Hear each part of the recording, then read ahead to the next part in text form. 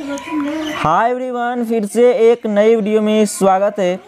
दोस्तों, आज की इस वीडियो में हम हिंदी व्याकरण का एक इम्पोर्टेंट टॉपिक समझेंगे, उच्चारण स्थान, जो कि इससे आपको 2 से 3 क्वेश्चन पूछे ही जाते हैं बोर्ड एग्जाम में। तो सबसे पहला क्वेश्चन आता है, उच्चारण स्थान होता क्या है। ठीक है, तो इस वीडियो को शुरू से अंत तक देखिएगा। चैनल पर नए हैं तो चैनल को सब्सक्राइब कीजिएगा।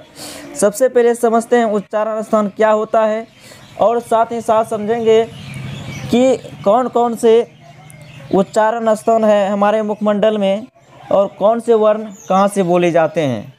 आपको बहुत ही ट्रिकली के साथ समझाया जाएगा, बिल्कुल आसान भाषा में। सबसे पहले समझते हैं उच्चारण स्थान होता क्या है। हृदय से निकली हुई प्राणवायु स्वर यंत्रों के साथ जहाँ टकराती है उसे ही उच्चारण स्थान कहते हैं। जैसे क का उच्चारण स्थान कंठ है। ठीक है, ये आप पहले से जानते होंगे। क जब भी बोला जाता है कंठ से बोला जाता है, क्योंकि को बोलते समय हृदय से निकली हुई प्राणवायु कंठ से निकलती है। कहाँ से निकलती है? कंठ से निकलती है।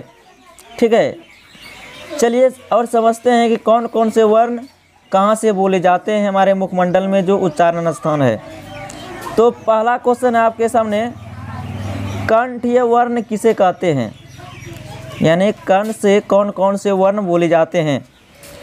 देखिए आंसर लिखा गया है, जिस वर्ण का उच्चारण कंठ से होता है उसे कंठीय वर्ण कहते हैं। का है ओ, आ, क, विसर्ग। ठीक है, इसकी संख्या 8 होती है। कितनी होती है इसकी संख्या? 8 होती है। कंठ से कौन कौन से वर्ण बोले जाते हैं? ओ है, आ है, कोवर्ग है, विसर्ग है। ठीक है, कुल 8 वर्ण हैं जो कि कंठ से बोले जाते हैं। को, ख, गो जो भी है सब कंठ से बोले जाते हैं। यह क्वेश्चन पूछा है कई बार, को का उच्चारण स्थान बताइए, तो ध्यान में रखिएगा, को का उच्चारण स्थान कंठ होता है। ठीक है, चलिए आगे देखते हैं। तालव्य वर्ण समझते हैं, तालव्य वर्ण किसे कहते हैं। यहाँ देखिए लिखा गया है, जिस वर्ण का उच्चारण तालु से होता है उसे तालव्य वर्ण कहते हैं। जैसे हर्षई, दीर्घई, चौवर्ग, यो और तालव्य। ठीक है, यहाँ जितने भी वर्ण बोले सारे कहाँ से बोले जाते हैं? तालु से बोले जाते हैं। और इनकी संख्या कितनी है? 9 है। इनकी संख्या कितनी है? 9। चलिए आगे समझते हैं, मूर्धन्य वर्ण किसे कहते हैं। मूर्धन्य वर्ण किसे कहते हैं? देखिए आंसर लिखा गया है, जिस वर्ण का उच्चारण मूर्धा से होता है उसे मूर्धन्य वर्ण कहते हैं। जैसे री है, दीर्घ री है, टवर्ग है, रो है और मूर्धांक स्व है। ठीक है, इनकी संख्या भी 9 है। जितने भी वर्ण है सारे कहाँ से बोले जाते हैं?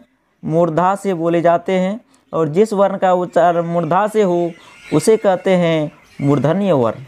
ठीक है, चलिए आगे समझते हैं दंत्य वर्ण। दंत्य वर्ण किसे कहते हैं इसको पहले समझिए। जिस वर्ण का उच्चारण दांत से होता है उसे दंत्य वर्ण कहते हैं। लिरी है, तो वर्ग है, लो है, स्व है। ठीक है, तो जिस वर्ण का उच्चारण दांत से हो उसे कहते हैं दंत्य वर्ण। और इनकी संख्या कितनी है? 8 है। ठीक है, याद रखिएगा।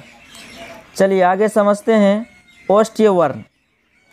ओष्ठ्य वर्ण किसे कहते हैं? यह क्वेश्चन आपसे बिहार बोर्ड के एग्जाम में पूछा जा सकता है। ओष्ठ से कौन कौन से वर्ण बोले जाते हैं? पहले इसका जानिए उत्तर। जिस वर्ण का उच्चारण ओष्ठ से होता है उसे ओष्ठ्य वर्ण कहते हैं। ठीक है, जैसे है हर्षऊ, दुर्गऊ, पो और फो, यानी पो वर्ग याद रखिएगा। हर्षऊ, दुर्गऊ, पो वर्ग।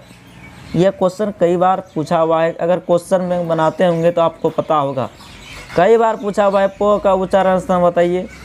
ठीक है, तो हर्षऊ, दुर्गऊ, पो वर्ग ये सारे ओष्ठ से बोले जाते हैं। और जिस वर्ण का उच्चारण ओष्ठ से हो उसे कहते हैं ओष्ठ्य वर्ण।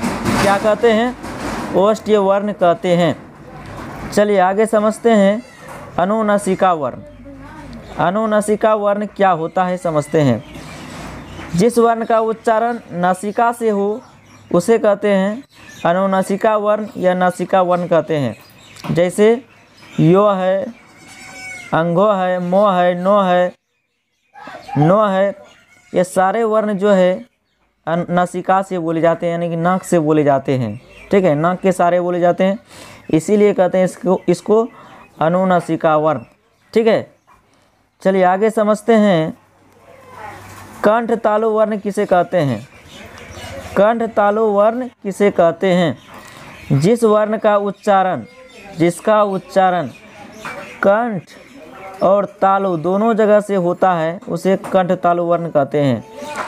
इनकी संख्या 2 ही है, ए और अ। ठीक है, याद रखिएगा। चलिए आगे समझते हैं कंठ ओष्ठ वर्ण किसे कहते हैं। बहुत ही इंपॉर्टेंट क्वेश्चन है। कंठ ओष्ठ वर्ण किसे कहते हैं? आंसर लिखा गया है जिसका उच्चारण कंठ और ओष्ठ दोनों जगह से होता हो उसे कंठ ओष्ठ कहते हैं। इनकी संख्या 2 है, औ और औ।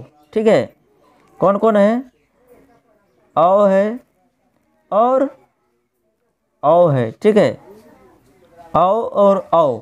ठीक है, चलिए आगे समझते हैं दंत ओष्ठ वर्ण किसे कहते हैं। दंत ओष्ठ वर्ण किसे कहते हैं?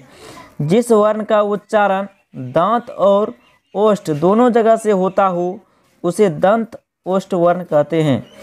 यह एक ही है, ओ। ठीक है, ओ योर वाला है ओ। तो आपने पढ़ा उच्चारण स्थान सारे समझ गए और इसको याद रखिएगा। ठीक है, और सारे कॉन्सेप्ट आपको समझ में आया होगा। और मिलते हैं नेक्स्ट क्लास में, तब तक के लिए जय हिंद, वंदे मातरम।